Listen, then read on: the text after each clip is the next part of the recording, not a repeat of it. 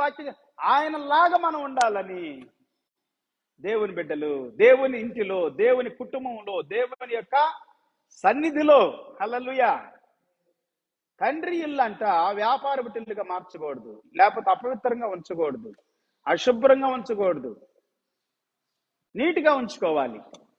మనం కట్టుకునే బట్టలు కానీ, తినే తిండి కానీ, త్రాగే నీళ్లు కానీ, వాడుకునే వస్తువులు కానీ, ఇల్లు కానీ, చర్చి కానీ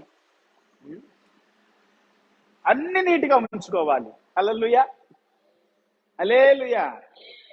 విధేయత కలిగి ఉండాలి, లోబడి ఉండాలి. కుటుంబం, సంఘం అంటే ఒక కుటుంబం.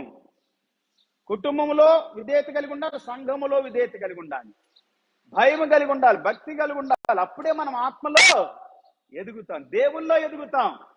లేకపోతే దేవుల్లో ఎదగలేం, ఆత్మ ద్వారా నడిపించబడలేం.